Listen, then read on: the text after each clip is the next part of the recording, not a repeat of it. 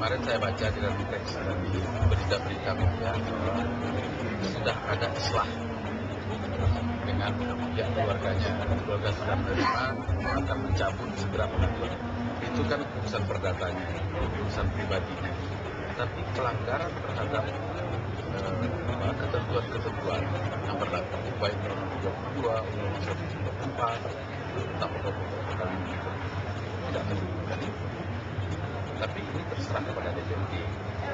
Kalau ini dianggap memang sudah terbukti oleh DPRD, DPRD bisa mengambil sebuah keputusan. Syaratnya 3/4 dari jumlah anggota DPRD yang hadir dan 2/3 harus menyetujui kalau akan mencopot. Tentu ini secara hukum ini masuk wilayah privat, termasuk wilayah perdata, bukan wilayah pidana, bukan wilayah kriminal. Mungkin kalau orang biasa-biasa melakukan seperti ini kan tidak akan ada masalah, tetapi ketika dilakukan oleh seorang pejabat publik, orang nomor 1 di Garut kan ini tidak pantas, tidak etis, tidak pantas, melanggar keteladanan. Seharusnya bupati sebagai seorang kepala daerah memberikan keteladanan, malah tidak memberikan keteladanan. Tentu harus ada teguran keras gitu.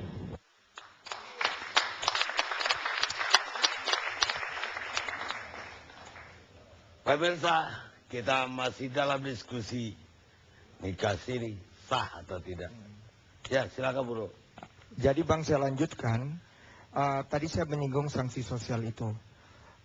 Perlu diketahui, kita kan semua makhluk ciptaan Tuhan. Ya, sekali lagi saya katakan, saya sebagai Kristiani, kalau melihat dari hukum Islam yang saya pelajari, jujur saja Bang, memang tidak ada yang dilanggar. Kita harus objektif, apalagi tadi imam besar ya Masjid Istiqlal, sahabat-sahabat saya juga tadi semua sudah menyatakan demikian. Kaitan sanksi sosial ini, kita juga harus menjadi bangsa pemaaf. Kurang apa sekarang apa yang dialami oleh Aceng Bang. Dengan dia lari kemana-mana, dengan dia sampai harus masuk rumah sakit, istri, anak-anaknya juga terpukul. Jadi kalau saya lihat Bang, kejadian ini memang ya ini maaf Bang, ini kaitan juga ini Bang. Sekali lagi mohon maaf Bang Karnia dengan TV Abang Bang. Ya. Mungkin yang saya lihat ini sekali lagi mohon maaf Bang ya. Kalau aku salah nanti marahikan Bang. Ya tapi aku sebelumnya mohon maaf. Ini kan orang rame Aceng sebagai bupati independen. Kebetulan wakilnya itu sahabat saya Diki. Kenapa dia mundur? Saya ada beberapa kegiatan saya sebagai ketua umum tinju, saya laksanakan di Garut. Saya banyak tahu masalahnya Bang. Tapi yang saya ingin katakan, dia nggak tahu gimana namanya politik, diambil sama Golkar. Jadi dia menjadi salah satu pimpinan Golkar di sana. Mundurlah yang namanya sahabat saya Diki. Kan itu Bang. Waktu saya rame di infotainment mengatakan dia itu dari Partai Golkar, saya juga bangga. Partai Golkar langsung jemput bola. Nurul Arifin minta dia dipecat. Dan Ketua Umum Pak Abu Rizal Bakri juga memecat dia. Tapi kendala seperti apa yang dikatakan Menteri Dalam Negeri, kan sekarang DPRD tingkat 2, DPR tingkat 1, DPR tingkat pusat yang menjelma menjadi anggota MPR bersama Dewan Perwakilan Daerah, harus ingat betul, Presiden, Gubernur, Bupati, Wali Kota langsung dipilih oleh rakyat. Gak hubungannya dengan TV. Waduh apa? Bukan Bang. Berkaitan kan ini sekarang ada yang pro dan kontra, dia harus mundur. Bang ya. Ada yang bilang, jadi waktu pansus ini datang ke kami, ke Komisi 3, Bang, apa yang harus kami lakukan? Ini sudah rame. Kan mereka bilang gitu Bang. Ya, saya katakan, kalau bicara hukum, apa yang dikatakan oleh bapak-bapak saya, apalagi tokoh-tokoh agama ini sudah benar Bang. Sekali lagi mohon maaf Bang, ini sangat sensitif. Ya apa yang saya harus maafkan, ada nggak salah apa-apa? Hubungan dengan TV yang aku minta maaf dengan Abang, di sini memang, sekali lagi mohon maaf, ini lucu juga Bang. Saya punya istri, ini pembela Aceng Bang. Lucu nih Bang. Ya, jadi yang salah dengan dia ini begini Bang ya. Waduh, saya udah dihujat kiri kanan, mungkin dia lihat TV One bisa melindungi dia. Diundanglah dia hadir. Dan TV lain semua saya dengar cemburu. Kok bisa TV One yang hebat ini dia datang. Waktu dia datang Bang, dia diwawancara. Kesalahan dia sebenarnya belum dia habisin. Waktu dikatakan, saya ingat itu anak buah Bang bilang, kenapa 4 hari kamu ceraikan? Dia kasih contoh wanita itu baju yang beli di toko, Bang. Iya, bukan salah TV dong, salah dia dong. Iya, di situ, Bang. Di situ. Jadi abang punya pewawancara, jadinya marah, Bang. Ya, dan sekarang saya wajar. pertanyaan saya gini. Tadi ada nyinggung ketua umum, ada urusan apa? Jadi ketua umum yang selalu iklannya yang ada di TV One, dia jemput bola, Bang. Bukan. Dia langsung memecat. Tadi ada bilang sanksi sosial ketua umum. apa urusannya ketua umum? Jadi gini, kembali Bang, sanksi sosial ini, siapapun kita, apapun jabatan kita, bupati, gubernur, presiden, ketua umum partai, atau tokoh-tokoh yang namanya, ya Bang ya, pejabat negara, partai politik, ingat, janganlah selalu biasakan sembunyi di asas presumption of innocence. Jangan itu dibiasakan. Ya, mesti ada budaya malu. Budaya malu ini yang saya lihat, Aceng juga udah malu, Bang. Kasihan, Bang, dia udah stres. Jadilah kita bangsa pemaaf. Ya, Bang ya. Saya udah sampai ke ketua umum tadi. Makasih, Bang. Sekarang dari Depdagri, Pak Doni. Gimana sih aturan di kepegawaian sekarang untuk pejabat juga, untuk PNS juga, apa masih berlaku izin atasan? Baik, Assalamualaikum warahmatullahi wabarakatuh. Bang, kalau kita bicara masalah ini, kita bicara masalah batas kepantasan, batas kepatutan, ada norma, ada aturan, ada etika. Kebetulan yang bersangkutan adalah seorang kepala daerah. Kalau dia kepala daerah adalah kepala pemerintahan daerah, apa maknanya? Dia harus memberikan contoh dan teladan dengan segala pikiran, ucapan, tindakan, dan perbuatan. Itu harus kita junjung. Kalau kita kembalikan kepada regulasinya, jelas sudah diatur secara limitatif. Ada Undang-Undang Nomor 32 Tahun 2004 tentang pemerintahan daerah. Ada PP Nomor 6 Tahun 2005 tentang pemilihan, pengesahan, pengangkatan, dan pemberhentian kepala daerah dan wakil kepala daerah. Bagi pegawai negeri sipil ada PP Nomor 10 Tahun 1983 tentang perkawinan dan perceraian dalam pegawai negeri sipil.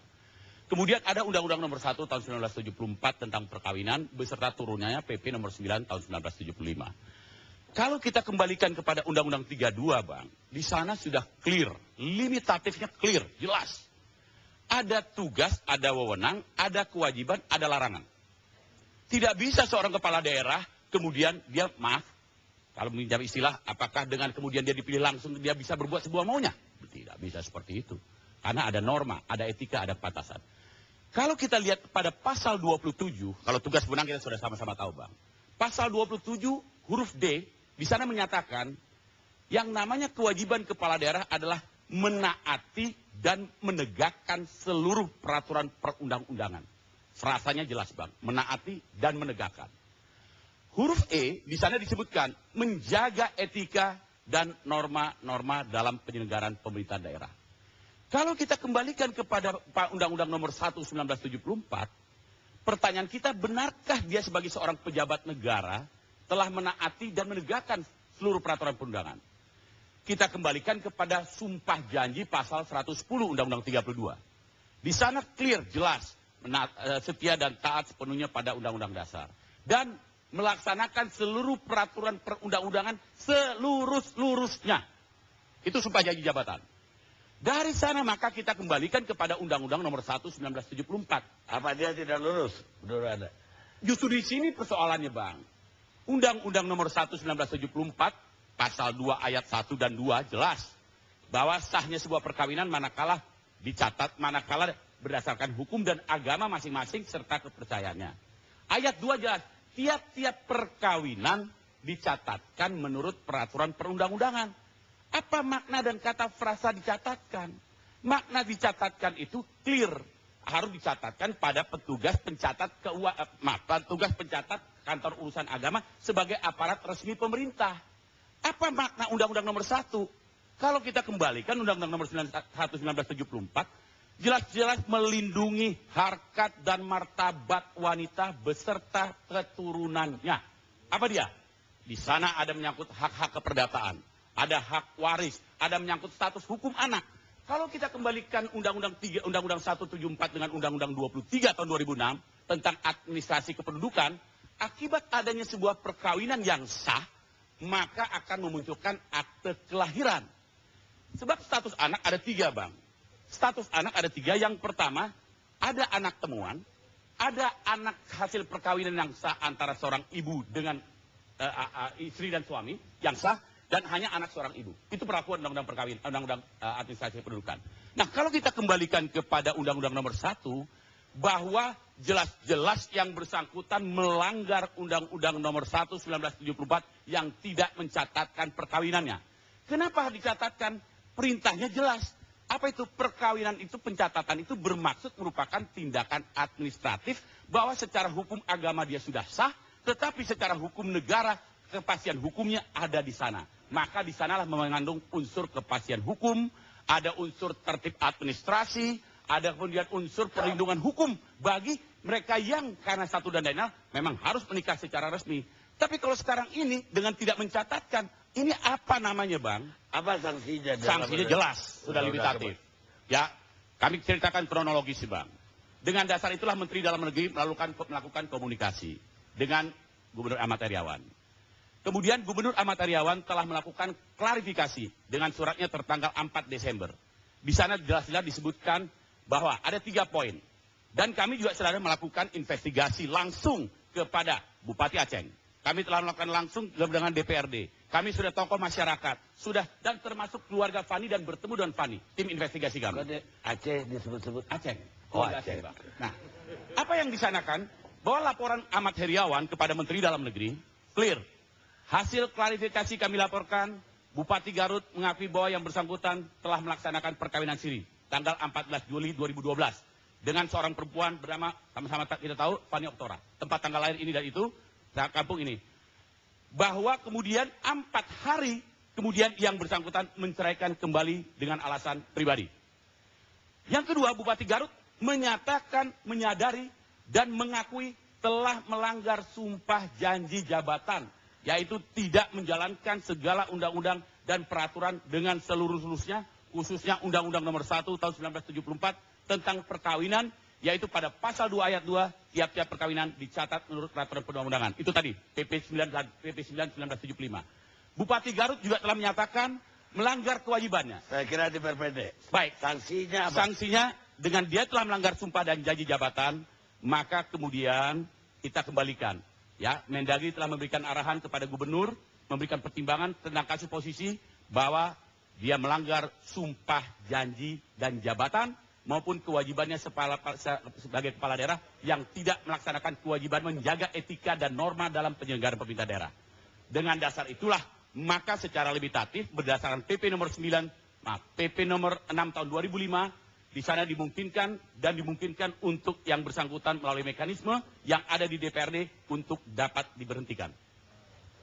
Kita istirahat sejenak.